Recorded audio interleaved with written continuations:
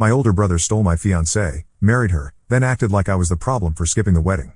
Now their marriage is crumbling, and he called me screaming, "You poisoned her against me." I said, "You stole her, should have known how to keep her." He went silent. An hour later, she messaged me, "I think I made a mistake. And now she wants me back." Before I start the story, please subscribe. It really helps the channel grow, and I appreciate every one of you. Now, on to the story. I never thought I'd be writing this, but here we are. Some of you might remember my posts from 2 years ago about my brother Marcus and my ex-fiancée Sarah. For those who don't, buckle up, this is a long one, but I promise it's worth it. 2 years ago, I was 28, fresh out of my MBA, and engaged to the woman of my dreams. Sarah Chen was everything I thought I wanted: brilliant, beautiful, ambitious. We'd been together for 3 years, engaged for 6 months, and planning our dream wedding for the following spring. My older brother Marcus was 32, recently divorced, and going through what my mother generously called his rough patch. He'd always been the golden child, captain of the football team, full scholarship to college, successful real estate career. I was the younger brother who lived in his shadow, always trying to prove myself worthy of the family name. Marcus had moved back home after his divorce, ostensibly to get back on his feet. What he actually did was systematically destroy my life. It started small. Marcus would join Sarah and me for dinners, claiming he was lonely. He'd text her directly about family stuff instead of going through me. He started showing up at her workplace with coffee, saying he was just in the neighborhood. I voiced my concerns to Sarah, but she brushed them off. "He's your brother, Jake. He's just being friendly. You're being paranoid." The red flags were everywhere, but I was too trusting, too naive. I thought family meant something. I thought 3 years of love and commitment meant something. I was wrong. I found out about their affair in the most cliché way possible. I came home early from a business trip and found them in our bed. Our bed. The bed where Sarah and I had planned our future, where we'd whispered about our dreams, where I'd proposed to her just 8 months earlier. The look on their faces wasn't shame, it was annoyance that I'd interrupted them. "Jake, we can explain," Sarah started, but Marcus cut her off. "No, we can't," he said, not even bothering to cover himself. "This has been going on for months. We're in love." Months. Months. What followed was the most humiliating period of my life. Sarah moved out that same day, straight into Marcus's apartment. She left her engagement ring on the kitchen counter with a note that said, "I'm sorry it had to happen this way, but we can't help who we love." My family's reaction was somehow worse than the betrayal itself. My mother called me crying. "Jacob, honey, I know this is hard, but Marcus is really happy. Can't you just be supportive? Family is forever." My father was more direct. "Son, I know you're hurt, but holding grudges won't change anything. Your brother needs our support right now." My own parents were asking me to be supportive of the man who destroyed my engagement. But the worst part? 3 months later, I got the wedding invitation. Yes, you read that right. Marcus and Sarah were getting married, and they had the audacity to invite me to the wedding. The note inside, written in Sarah's handwriting, said, "We hope you can find it in your heart to celebrate our love. Your presence would mean everything to both of us." I threw the invitation in the trash and didn't respond. The call started 2 weeks before the wedding. Marcus called first. "Jake, come on, man. Don't be like this. She was never really yours if she could fall for someone else, right? We're family. Family forgives." Then my mother, "Jacob, please don't embarrass us like this. What will people think if the groom's brother doesn't show up?" Then my father, "Son, you're being childish. This is bigger than your hurt feelings." Finally, Sarah herself called. "Jake," she said, and I could hear her crying. "I know I hurt you, but I never meant for it to happen this way. Marcus and we just clicked. You know how these things happen. Please don't punish him because you're angry at me." I hung up on her. I didn't go to the wedding. Instead, I went to therapy, started working out obsessively, and threw myself into my career with the fury of a man who had nothing left to lose. My absence at the wedding caused a massive family rift. My parents were disappointed in me. My extended family whispered about how I was bitter and couldn't let go. Marcus posted photos all over social media of their perfect day, with captions about new beginnings and true love conquering all. I was painted as the villain in my own tragedy. So I did what any rational person would do. I moved across the country. I got a job offer in Seattle, packed up my life in Chicago, and started over. No forwarding address for anyone except my employer. For 2 years, I built a new life. I got promoted twice, bought a house, started dating again. I met Emma, a pediatric nurse who was kind, funny, and had never heard of Marcus Chen Miller. Yes, he took her last name, which was another slap in the face since Sarah had always said she wanted to keep her name when we were engaged. Last month, I got a call from my mother. She'd somehow tracked down my number through my company. "Jacob, please come home. Your father is having heart surgery next week." I couldn't ignore that. Whatever my feelings about my family, I wasn't going to let my father face major surgery without his son there. So I took time off work and flew back to Chicago. The hospital reunion was awkward as hell. Marcus was there with Sarah, and they both looked different. Marcus had gained weight and lost most of his hair. Sarah looked exhausted, older somehow. They were polite but distant. During my father's recovery, I stayed at a hotel and visited the hospital daily. That's when I started noticing things. Marcus and Sarah barely talked to each other.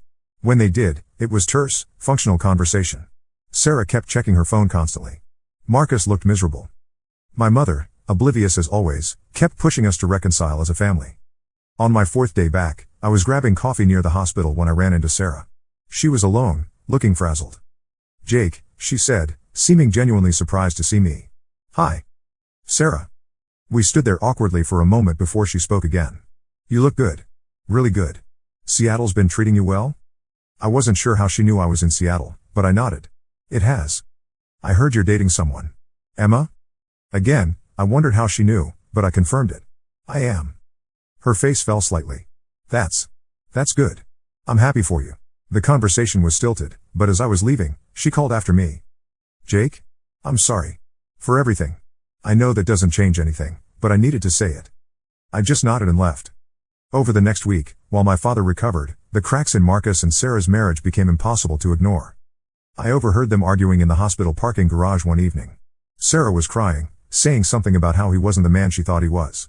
Marcus was defensive, claiming she had unrealistic expectations. My cousin Linda, who had always been close with, pulled me aside during one of my hospital visits. "Jake, I probably shouldn't tell you this, but Marcus and Sarah are having serious problems. She confided in me last month that she thinks she made a mistake. Not just marrying him, but the whole thing.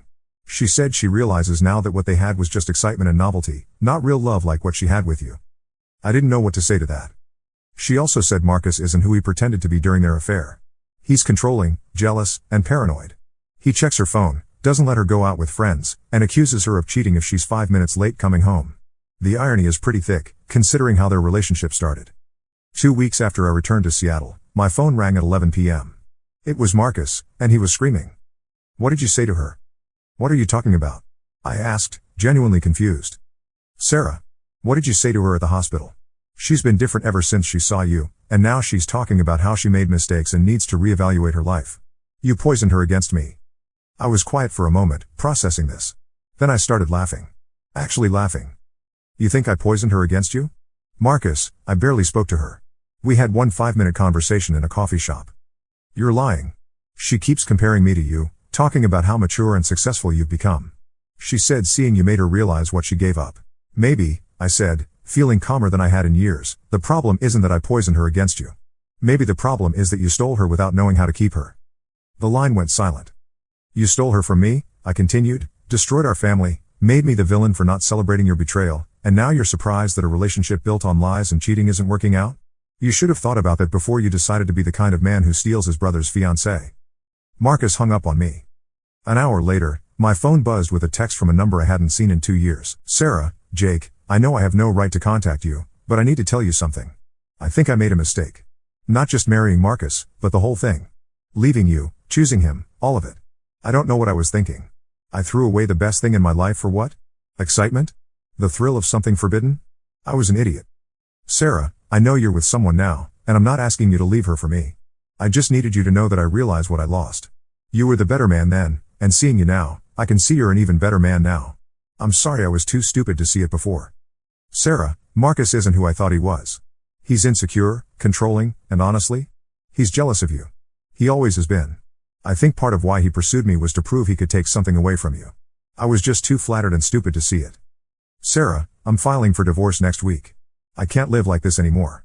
I just wanted you to know that you were right about everything, and I'm sorry it took me 2 years to figure out what I threw away." I stared at those messages for a long time. I didn't respond to Sarah's messages that night. Instead, I called Emma. "Hey babe," she said, and I could hear the smile in her voice. "How was your day?" "Complicated," I admitted. "Can we talk?" I told Emma everything, about Sarah's messages, about Marcus's call, about the whole situation. Emma listened without judgment, asking clarifying questions but not trying to tell me what to do. "So what are you thinking?" she asked when I finished. "I'm thinking," I said slowly, "that 2 years ago, I would have dropped everything and run back to Sarah. I was so devastated by losing her that I thought I'd never get over it. And now? Now I realize that losing her was the best thing that ever happened to me. If she hadn't left, I never would have moved to Seattle. I never would have met you. I never would have learned that I deserved better than someone who could be stolen away. Emma was quiet for a moment. Do you still love her? I thought about it honestly. I love who I thought she was. But that person never really existed. The Sarah I loved wouldn't have had an affair with my brother. The Sarah I loved wouldn't have invited me to her wedding 3 months after destroying my life. The real Sarah showed me exactly who she was, and it took me 2 years to accept it. So what are you going to do? I'm going to respond to her message. And then I'm going to ask you a question that I've been thinking about for months. I texted Sarah back the next morning. Me, Sarah, I appreciate your apology, and I forgive you. Not for your sake, but for mine. Carrying anger for 2 years taught me that forgiveness is something you do for yourself, not for the person who wronged you. Me, that said, I need you to understand something. The Jake you remember doesn't exist anymore. The man you left was insecure, desperate for approval, and willing to accept scraps of affection. The man I am now knows his worth. Me, you didn't make a mistake by leaving me. You made a mistake by cheating on me. You made a mistake by betraying me with my own brother. You made a mistake by inviting me to celebrate that betrayal. But leaving me? That was the kindest thing you ever did for me, even if you didn't mean it that way. Me, I hope you find happiness, Sarah. I really do. But you won't find it by going backward. Neither of us can undo the choices we made, and I wouldn't want to. Those choices led me to the life I have now, and I love my life. Me, take care of yourself. Don't contact me again. That evening, I took Emma to our favorite restaurant. After dinner, I got down on one knee. Emma Rodriguez, I said, pulling out the ring I'd been carrying for 3 months, you are everything I didn't know I was looking for. You're kind without being naive, strong without being hard, and you love me not despite my flaws, but including them. Will you marry me? She said yes, of course. We're getting married next spring. Marcus called me 3 more times after Sarah filed for divorce. I didn't answer. He left increasingly desperate voicemails. Jake, please call me back. Sarah's gone crazy. She's saying all kinds of things about our marriage, about how I treated her. You need to talk to her. It's your fault she's leaving me. You got in her head somehow. You owe me. Fine, don't call me back. But when this family falls apart completely, remember that you chose revenge over forgiveness. I deleted all the voicemails without listening to them completely. My mother called to guilt trip me about abandoning my brother in his time of need. I told her that Marcus was 34 years old and could handle his own problems. When she started crying about how the family was falling apart, I reminded her that Marcus was the one who decided family loyalty only went one way. My father, still recovering from his surgery, surprised me. He called a week after Emma and I got engaged. Son, he said, I owe you an apology. Your mother and I were wrong to ask you to support Marcus after what he did. We were so focused on keeping the peace that we forgot about keeping the right. I'm proud of how you've handled this whole situation. It was the first time my father had ever apologized to me for anything. Emma and I are planning our wedding for next April. It's going to be small, intimate, with people who actually care about us. My father will be there, my mother too, grudgingly. Linda and a few other supportive family members are coming. Marcus and Sarah are not invited. Sarah tried one more time to contact me, through Linda. She wanted to explain herself and make amends. I told Linda to tell her that some bridges, once burned, can't be rebuilt. Not because I'm cruel, but because I'm finally wise enough to know the difference between forgiveness and foolishness. The update, present day. It's been 6 months since Sarah's divorce was finalized. Through the family grapevine, I hear that Marcus moved back in with our parents and is struggling with depression. Sarah moved to California for a fresh start. I don't feel sorry for either of them. Emma and I are incredibly happy. We bought a house together, adopted a dog named Winston, and are planning our honeymoon in New Zealand. She's nothing like Sarah, where Sarah was ambitious to the point of ruthlessness. Emma is ambitious but kind. Where Sarah was beautiful but cold, Emma is beautiful and warm. Where Sarah made me feel like I had to earn her love, Emma makes me feel like her love is freely given. But most importantly, Emma is here because she chose me, not because she was looking for excitement or trying to hurt someone else. She's here because she loves the man I am, not the man she thinks she can change me into. If you're still reading this novel of a post, here's what I learned. Sometimes the worst thing that happens to you is actually the best thing that happens to you. Sarah betraying me with Marcus hurt like hell, but it taught me what I was worth and what I deserved. It forced me to grow up, stand up for myself, and build a life based on my own values instead of other people's expectations. Forgiveness doesn't mean reconciliation. You can forgive someone for your own peace of mind without letting them back into your life to hurt you again. Family isn't just blood, it's people who show up for you, support you, and have your back when things get tough. Marcus is my brother by blood, but he's not my family.